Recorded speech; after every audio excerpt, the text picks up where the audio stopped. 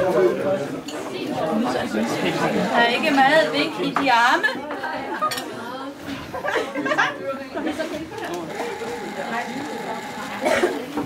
Værsgo at sidde ned.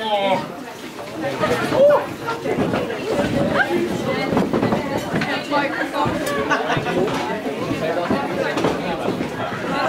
Jeg har sagt om lidt. Kære. God aften, mine kære borgere. Det er i aften den 31. december, klokken slug 6. Det er tid for dronningens nytårstale. Jeg ved godt, jeg har sprunget julen over. Sådan må vi royale. Et år rinder ud. Et nyt kommer tilbage. Vi er på springet ind i 2014. Jeg håber virkelig, mine knæ kan holde til at springe ind i 2014.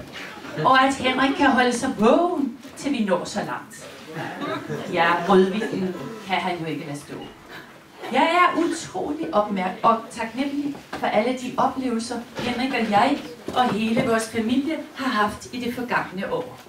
Her tænker jeg ikke mindst på Frede og Jokke. Og bare roligt, jeg glemmer ikke søens folk eller soldater. Henrik og jeg har været på en fantastisk tur rundt i det ganske land.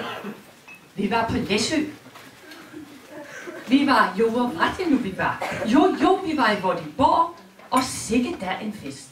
Det hele med hestekavaleri og en masse mennesker. Vi besøgte en skole, og sikke en, der var vel nok fest og glade dage. Jeg tror da virkelig, der havde været en tornado. Alt skinnede både ude og inde. Og sikke unge mennesker der var. Og de var næsten ens klædt på, da jeg kørte forbi i hestevognen om formiddagen. Sammen med borgmesteren. Ja, min arm og hånd er lidt ødelagt endnu af at vinke. Jeg har også hørt, at den enkelte af dem, der vinkede allermest på skolen, har ondt endnu. Tak skal du have. På denne skole oplevede vi alt, og jeg siger dem alt. Vi fik den lækreste Sarah Bernard. Og vi så unge mennesker, unge mennesker, og ikke mindst unge mennesker med ganske rene hænder og glat hår stå og fabrikere disse flotte kager. Jeg var lige ved at glemme den søde pige med blomsterbuketten, der tog imod mig i gården. Og sikke de kunne vinke de andre, der stod. Vi var også ude ved døren og stå. Der var ganske langt ned. Uhatte, sikke en udsigt. Og derude sad de dygtigste elever og tegnede. Desværre kunne mine knæ ikke tåle at gå hen til dem. I deres spisestue var der utrolig pyntet. Jeg siger dem, man kunne spejle sig i de pudsede kobberting.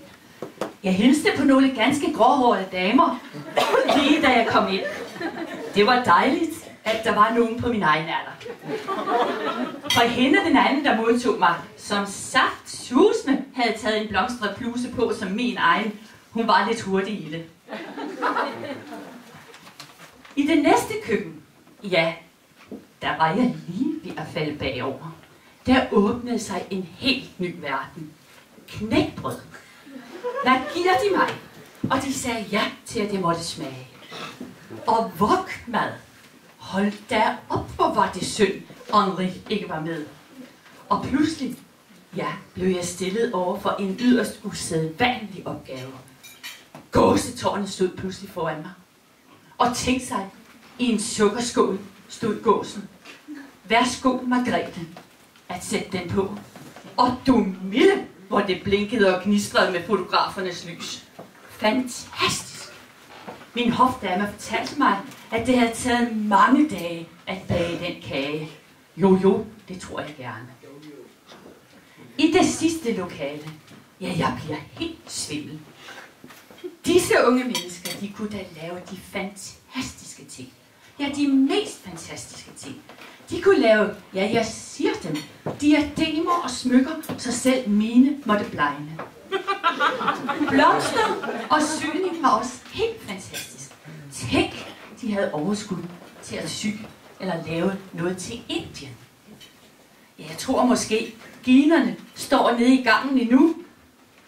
Blomsterbuketten fra den unge pige var fremstillet af en ganske korthåret dame, måske lidt grå. Du milde himmel, hun kunne have læst videre til buketbinder. Jeg skulle skrive i en bog. Ja, hende forstanderinden troede, jeg ville skrive med den fine pen, men nej, sådan er vi ikke. Vi bruger vores egen pen af plastik. Men hvad så jeg?